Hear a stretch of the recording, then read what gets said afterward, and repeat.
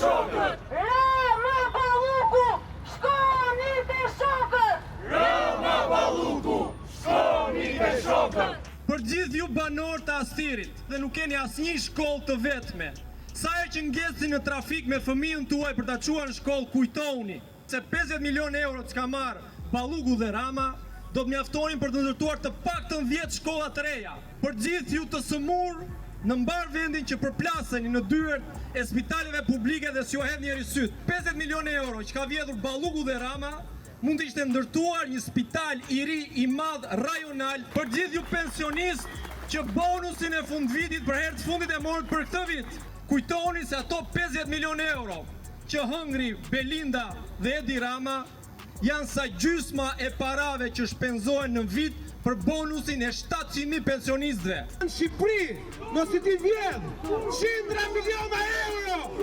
nëse vjen popën më farpër në Europë, ti jo vetë nuk shkon punë, por edhe mprohesh nga numri 1 i pushtetit. Duhet të kërkojmë drejtësinë, jo si privilegj, por si e drejtë, sepse ardhmja jonë as nuk shitet dhe as nuk do blihet.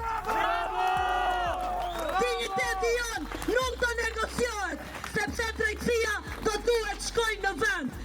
Edi Rama ka ndryshuar kushtetutën, kodin zgjedhor. Sari ka dashur qefi vetëm për të vjedhur, për të manipuluar vullnetin e popullit për më shumë mandate dhe për më shumë vjedhje.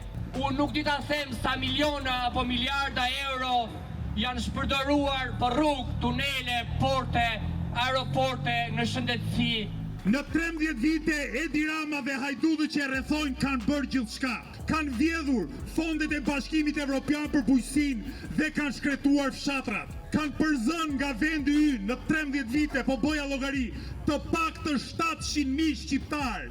Ka poshtruar pensionistët, ka tentuar t'i gënjej me çikërima, duke quajtur njerë indeksim, njerë bonus e njerë rritje pensioni, por sot që flasin pensionistët shqiptar mbeten më të varfrit në Evropë.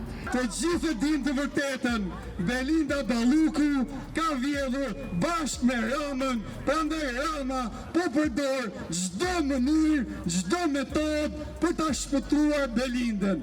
Më saktë, jo për të shpëtuar Belindën, për të shpëtuar veten e tij.